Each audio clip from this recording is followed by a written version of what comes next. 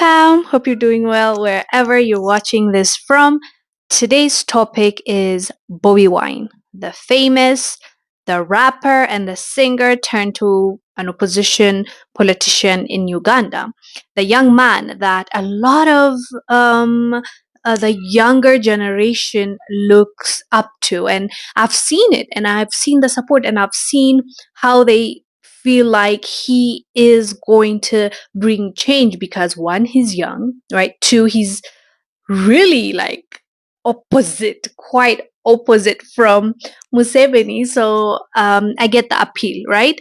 Um, I remember not the only time, the first time I looked at Bobby Wine in a different light, I would say, was when Ukraine Russia happened and he traveled all the way to Ukraine to show his support. And I remember thinking, did he do that to Ethiopia? Did he do that to DRC, his neighboring country? Did he do that to Sudan? I don't know. Maybe he has done it, and then you see the news only gets pushed towards one way in order to create a specific narrative. So maybe that's why it has not been amplified and we haven't seen the support he's shown or the kind of humanity um, he feels towards his African brothers and sisters. So maybe I missed that, but I remember I was like, wow, he traveled all the way to Ukraine to show his support. And I was like, interesting, interesting. And that was that. Never really paid much attention except for when he was under house arrest, which I don't agree with, when he was being harassed by the police, when he was traveling back to the country. We've seen how he's been treated, and I don't agree with that. Whether you like the guy, you dislike the guy, you agree with his political stance, you agree with what he stands for, you disagree, whatever the case might be, we cannot sit here and say, yay, it's a great thing that this man is being harassed. I just can't. I cannot support that whatsoever. There needs to be a free election. Let Ugandans choose who they want. That's where I stand.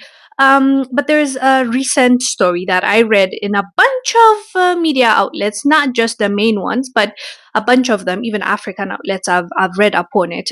He's currently in the UK. I'm not sure when I'm recording this. Maybe he's back to Uganda. I don't know, but he's in the UK, and he's been banned from traveling or entering UK for 9 years, and now him and his team were pushing for him to get back to the UK to visit. And the reason why the UK banned him is because of his rap song he had about the LGBTQ and saying stuff about that community. And the UK was like, ban this guy.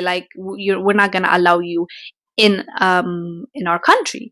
And so after him and his team and people advocated for him to go back, the UK said, okay, you can come back, because Bobby Wine said he changed his mind. Let me read for you his direct quote, why they let him in. He said, we grow, let me quote, we grow and we transform. I'm a product of very many second chances, and I want to be known for being a leader that is respectful and inclusive for everybody. End quote. That is what he said. And, the UK was like, okay, if you change your mind and you're going to advocate for LGBTQ, you are allowed in. And he was allowed in. And I believe he even posted a picture, and the caption was like, I'm back, something like that. I forgot. Yes, London, it's been 10 long years. That's what he wrote after he was allowed in to the UK. But the thing I'm side eyeing more than anything is when he gave an interview to BBC. This is what he said. Looking to the 2026 election, Bobi Wine called on the UK, EU, and US to put conditions on their collaborations with Uganda that included the respect for democracy and free and fair elections. And he said if those were in place, then he would definitely win in 3 years' time. That is what he's saying about the next upcoming election of Uganda. I guess my worry or my confusion, or why I said when I started this beginning, I don't know how I feel about this, is because as much as I know the youth really love Bobby Wine and I know what he stands for, and I understand like why people tend to gravitate towards him, because as I said, he's young, he's new, he seems to be visionary, he has new ideas. Because Museveni, let's face it, has been there for a long time, and some people just want change, right? So when I hear him talk about how he wants UK, US, I believe the other one is EU. Yeah, EU, UK, and US. He wants them to put conditions on their collaborations with Uganda. And if they do that, he said for fair elections and for democracy, if they do that, he is sure that he's going to win the next election. And my thing is, he's a young one, right? He's the revolutionary one that people are looking up to. So why are we looking up to the West for this? Bobby, like, we're talking about the revolution right now by Africans, to Africans, for Africans, by us, right? Like, the whole idea of, right now, why people are getting sick and tired and why the youth is standing up is because we're so tired of how the other puppet leaders, sold us out to the West and sold us out to these multinational corporations and for their benefits. And, like, that's what we're fighting for right now. We're fighting neocolonization, and you're here inviting the West and you want them to be more involved. And it's kind of, for me, it's like, it, I can't comprehend that, because if you're this way and you want change and you want independence and you want democracy and you want your own people to thrive, how come you're inviting in or you're entertaining the nations that have been accused of, even just to make it light, like, right, like, just to say allegedly, which, come on now, there's no point even saying allegedly, but you are inviting in these entities that have caused so much harm to the continent of Africa. It just make it make sense. Like, that's why I said I want to hear from Ugandan youth and everyone that watched this video. What are your thoughts on this? Can we really be pro African, pro unity, and still want to continue dealing or being dependent, or having the previous relationship that didn't benefit us?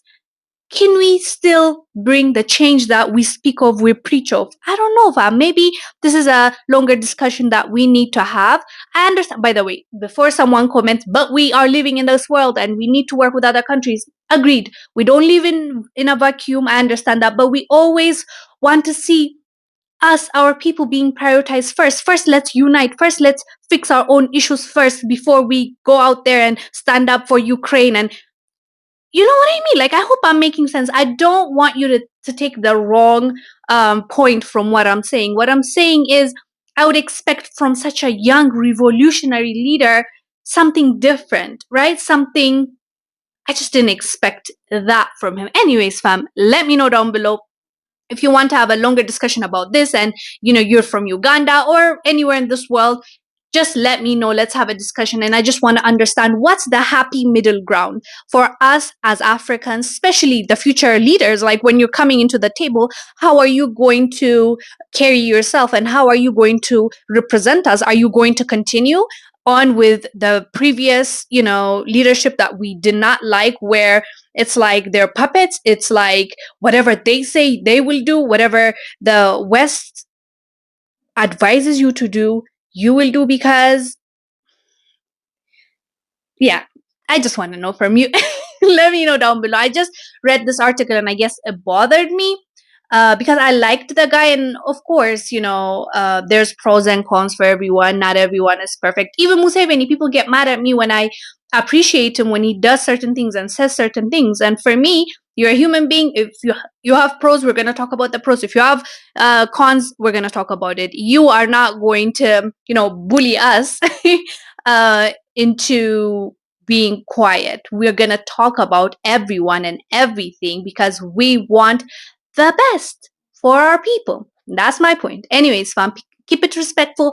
Let me know down below what your thoughts are about what we just talked about.